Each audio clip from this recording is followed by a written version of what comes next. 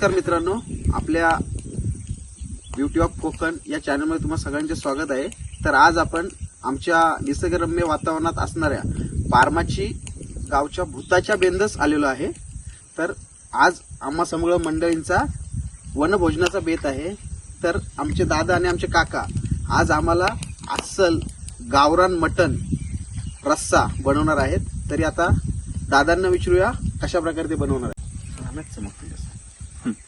पारमाची गावातील तरुण मुलांचं एक वनभोजन आणि या अशा भूतबिंदीच्या माळावरती एक वनभोजन करत असताना अख्खा बोकड आणि अख्खा बोकडाचा गावरान रस्सा हा आजचा खरा मेनू आहे आमचा।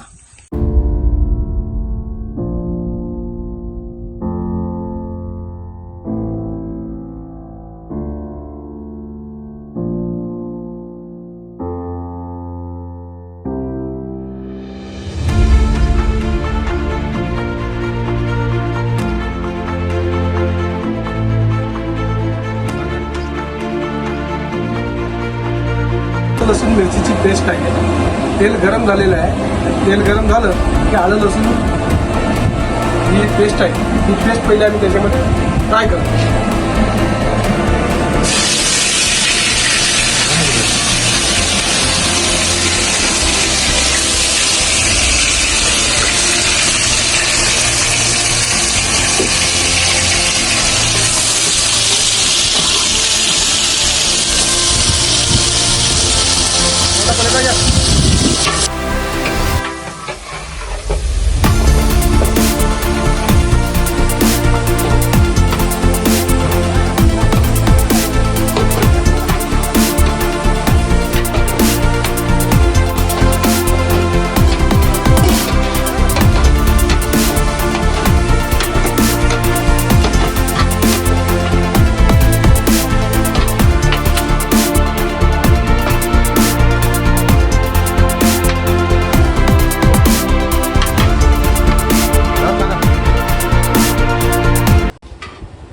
हळद मीठ साठी आपण फ्राय करतोय मटण। हे आता फक्त हळद मीठ, हे गावरान पद्धतीचं हळद मीठ, हा याला हळद मिठाचा काढा म्हटलं जातं। हळद मिठाचा काढा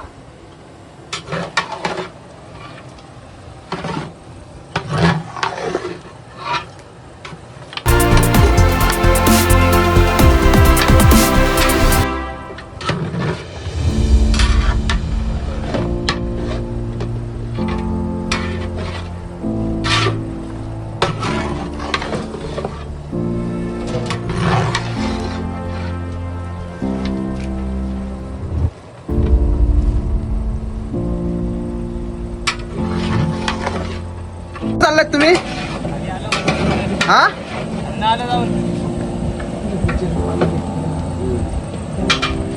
तर असा हा सुंदर परिसर आहे आमच्या पारमाची गावचा।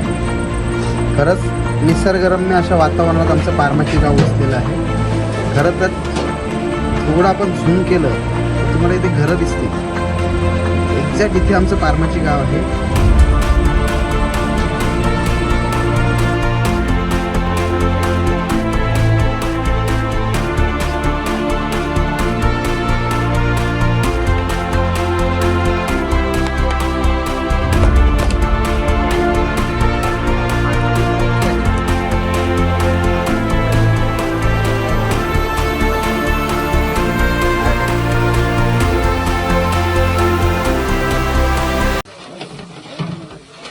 आता हा मटन साठी ग्रेव्ही बनलेली आहे। आता ह्या ग्रेव्ही मधून जे हळद मीठ केलेलं मटन आहे ते ह्याच्यामध्ये आम्ही आता फ्राय करणार आणि फ्राय केल्यानंतर त्याच्यामध्ये जे हळद मिठाचं पाणी ते टाकून त्याच्यामध्ये एक ग्रेव्ही टाईप रस्सा हा आता एक थोड्याच वेळात 15-20 मिनिटात रेडी होईल।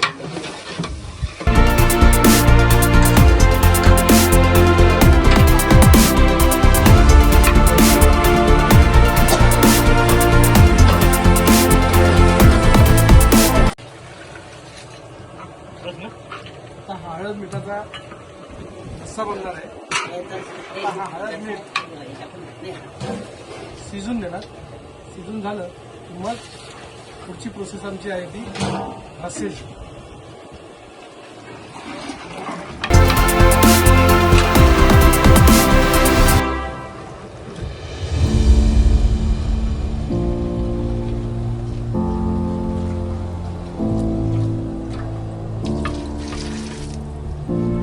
हळद मिठाचं पाणी सुंदर असं रश्श्याच्या बाजूला हळदीचं आवरण दिसतंय. मटण शिजण्याकरता पाण्याची खूप गरज असते, त्यामुळे आता जे आपण सूप बनवायचे त्या सूपसाठी आता पाणी टाकतोय आपण.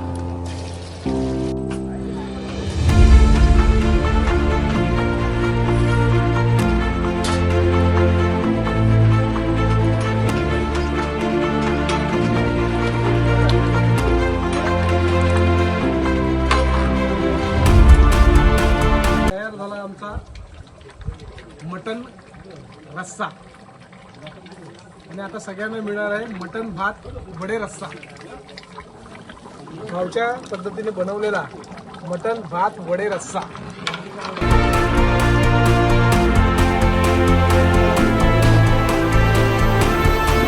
सूप झाल्यानंतर मग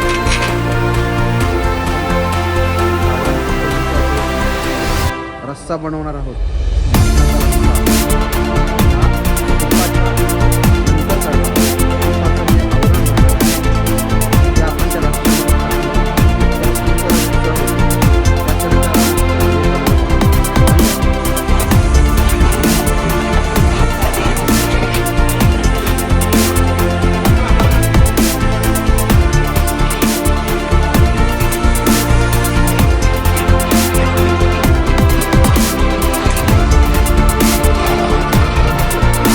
बोला सांगा.